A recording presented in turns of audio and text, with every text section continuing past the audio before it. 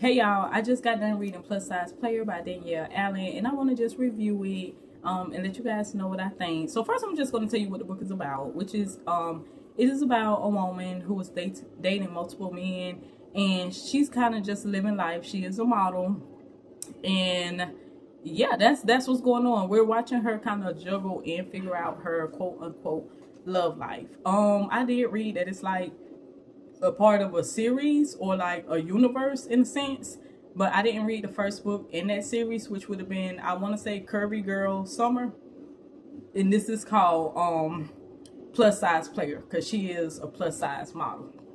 Okay, so ultimately it was very giddy, very cute, very, current. There was some current language in there that in about 20 years it's gonna be like, what they talking about? But we know. It's some movie references. It has dialogue, and it shows a black woman being desirable, lovable,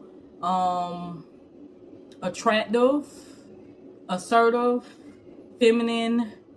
So yeah, it got a lot of good qualities that we want to see in movie, film, books, poetry, any type of art.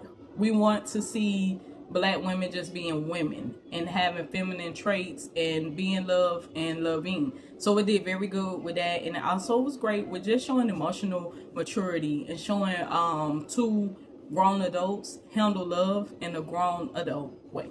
So yeah, that sounds like a good time. You guys should definitely read the book. Now I'm going to tell you guys some spoilers. I'm going to tell you what I think about the book and all. And I want, sometimes in media we have to be able to separate an opinion about someone's work away from the opinion about them, because whatever I say about a book is solely about the book. It's not, it ain't none of that. Anyway, like I said, I didn't read the first book, so I felt like this one was okay, especially because I'm getting back into reading, and I don't really read like this type of book, especially one that's so giddy and loving and this and that. And I rolled my eyes when I said it because it just was like overkill in a way. Like, I don't know. So the main character name is Nina Ford. So now it's going to be some spoilers. So if you have not read the book, you don't want to know none of this, just go based off what I said at the beginning. It's a great story. But if, like, for the spoilers, Nina Ford is a plus size model that's kind of doing her own thing. She has a social media following. She has some brand deals. She's done everything on her own. It's a part of her life that she keeps to herself, but not really. But like, the men that she date, that's not something she openly shares with them. When we meet Nina, she's dating 4 people. I don't want to try to describe them, just know it's 4. Upon meeting Nina, we almost meet Russell right after. And Russell is one of the men she's dating, and she has him labeled as fun. You know what I mean? He plans stuff. He's direct. They have good sex. So she got him labeled as fun. She also has a guy that she has good conversation with. She labeled him as the smart one. She got a guy that's a comedian. She labeled him as the funny one.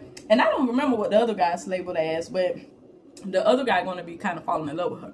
But we're mostly following her relationship with Russell. So we kind of meet Russell, and he's a big shot. He takes her on a helicopter, and they have private dinners, and she really likes the feeling she feels when she's with him. And it's going to take a while, but she's going to realize that she like him. She like him more than she like the other guys. And she slowly but surely separates herself from them because she's narrowing down her future. And she's starting to see a future with him. How I'm saying it, this sounds immaculate. But reading it is kind of, it's not a tough read, but it's a repetitive read in a sense. Like, it's like, all right, goddamn, y'all find each other attractive. Let's move on. Because to me, their relationship seemed very much sexual, in my opinion. I understand they had romantic dates and kind of, you know what I mean? But it just seemed sex-based. It seemed like I would like got to know Russ more in a non-boss, non-man way. Like, they was showing him to us as a man that was desiring a woman and also a boss in the other aspect of his life. So we seen these two sides, but we didn't really get a complete picture of who he was. And to me, it was very much like, baby, I want you every 5 minutes. And it's like, all right, cool, but I didn't really get what they liked about each other. I guess I say that because the interactions that was being told about in the book, most of them was sexual, and then on the other half of them, it's like you just want to be around and look at them. But I didn't really see the chemistry. I say that I seen a bunch of looking in each other's eyes saying I love you too, but So my phone had like cut out, so it's two different parts. So I'm just jumping in the middle really quick because one part I didn't tell y'all was he ends up being her boss. She's a model. A lady recruits her. She thinks the lady is the boss, and come to find out, she's not. She's his sister, and he's the head boss. It's like a miscommunication thing. She did good with having them cross paths in a way that didn't look like inauthentic. But to me, their dilemma wasn't as big, and I'm going to say that on the back end, so I won't get into that in this little snippet. But I don't know. It was like we in love and we work together. Should we be together? Type shit. And that's what I mean. Like they had very mature conversations about that. But I think overall, I was looking for more personality.